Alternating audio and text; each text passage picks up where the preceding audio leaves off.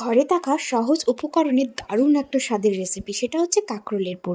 কাঁকরোলের পুরের জন্য তোমার একটু সর্ষে লাগবে, লঙ্কা লাগবে, কাঁকরোলের মধ্যে থাকা যে কাঁকরোলের যে বিচি থাকে, বীজ যেটা, সেটাকে সিদ্ধ করতে হবে। কাঁকরোলটাকে সিদ্ধ করলে সেটা বেরিয়ে আসবে, সেটাকে সুন্দর করে বের করে সেটাকে একটু বেটে নিতে হবে, নাহলে মুখে লাগতে পারে। অনেকে নাও বাটেও না, অনেকে বাটে, আমি যেমন বেটে নিয়েছি। তারপরে সেটাকে কড়াইয়ে একটু তেল দিয়ে একটু নাড়িয়ে চাড়িয়ে নিলাম।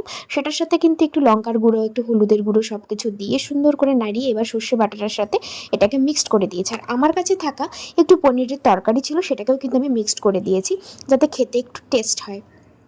তারপরে আস্তে আস্তে কাঁকরোলের মধ্যে সেই পুরগুলোকে ভরে দিলাম। তারপরে একটা ব্যাটার তৈরি করেছি, সেটা কিন্তু আটা দিয়ে তৈরি করেছি। তার মধ্যে কালো জিরে দিয়েছি, শুকনো লঙ্কার গুঁড়ো, হলুদ গুঁড়ো, চিনি, লবণ, তেল, সব কিছু দিয়ে ভালো করে মিক্সড করে নিয়ে সেটার মধ্যে কাঁকরোলের পুরগুলোকে ডুবিয়ে ডুবিয়ে তারপরে আমরা একটু বেশি তেলে ভেজে নিয়ে রেডি, ভাতের সাথে দারুণ একটা খাবার।